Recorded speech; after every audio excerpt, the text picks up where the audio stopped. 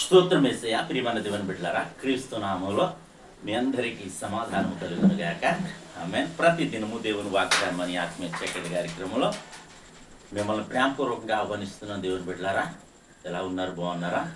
ఉదయాన్నే లేచారా? ప్రార్థన చేసుకున్నారా? మరి కాసేపైనా దేవుని వాక్యాన్ని మీరు చదువుకున్నారా? ప్రభు మరి మీతో మాట్లాడి మిమ్మల్ని బలపరిచారని ప్రతి దినము నేను ఈ విధంగా అడుగుతున్నాను. మరి దేవుని కృపను బట్టి ఈ దినం బ్రతికున్నాం, సజీవులు ఎక్కడున్నాం, అందుని బట్టి ఆయన స్తుతించండి, ఘనపరచండి. ఎందుకంటే ఎండల వేడిమి మరి చాలా విపరీతమైన స్థితిలో ఉంది కనుక ప్రతి ఒక్కరూ మరి ఈ ఎండల నిమిత్తం ప్రభువుని వేడుకోవాలని మీకు తెలియచేస్తున్నాను. ఎందుకంటే మరి వృద్ధులు ఉన్నారు, చిన్న చంటి పిల్లలు ఉన్నారు, మరి వారందరూ క్షేమార్థమై మరి ఎండ వేడిమి తగ్గాలని ప్రతి ఒక్కరూ ప్రార్థన చేయాలని మీకు తెలియచేస్తూ ప్రతి దినము దేవుని వాగ్దానం అని ఆత్మీయ చక్కటి కార్యక్రమంలో వాగ్దానాన్ని చదువుకుందాం. చదువుతున్నాను యోహాను సువార్త 2వ అధ్యాయం 5వ వచనం.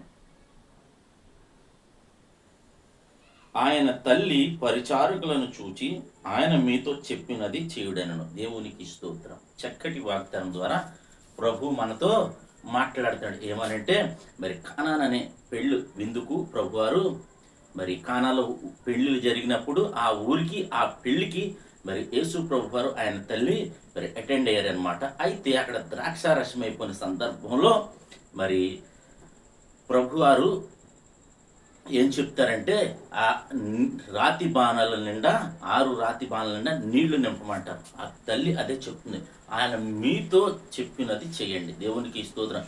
ఆయన తల్లి చెప్పినది మరి ప్రభువారు చెప్పినది ఎప్పుడైతే వారు చేశారో అంచులు మట్టుకు వాటిని నింపారో మరి ఆ నీరు ద్రాక్షారసముగా మార్చబడింది. ఈ దినం ప్రభు కూడా మనతో మాట్లాడుతూ ఈ వాగ్దానాన్ని బట్టి మరి మనం ఏం అర్థం చేసుకోవాలంటే ఆయన వాక్కును మన హృదయంలో నింపుకోవాలి, ఆయన వాక్కును మన మనసులో చేర్చుకోవాలి.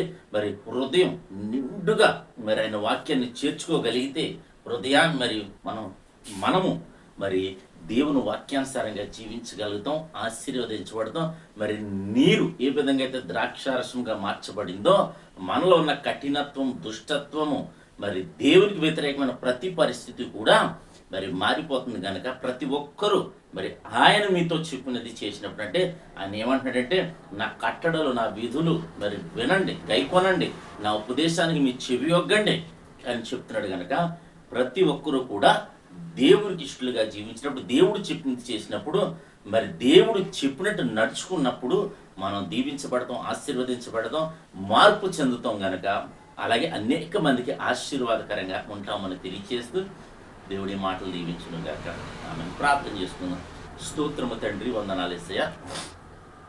ప్రతి దినము దేవుని వాగ్దానం అని ఆత్మీయ చక్కటి కార్యక్రమంలో తండ్రి మీరు ఇస్తున్న వాగ్దానం బట్టి స్తోత్రాలు. ఎంతమంది ప్రజలు యూట్యూబ్ ద్వారా, షేర్ చాట్ ద్వారా, ఫేస్బుక్ ద్వారా నన్ను పెట్టి చదువుతున్న వారందరికీ మీరు ఇస్తున్న వాగ్దానం బట్టి స్తోత్రాలు. ఆయన మీతో చెప్పినది చేయండి ప్రభు. అవును తండ్రి, మీరు శోధనలో ప్రవేశించుకున్నట్లు ప్రార్థన చేయమంటున్నాం, ఎల్లప్పుడూ ప్రార్థన చేయమంటున్నాం, ఎడతెగక ప్రార్థన చేయమంటున్నాం, విసుగగా ప్రార్థన చేయమంటున్నాం ప్రభా.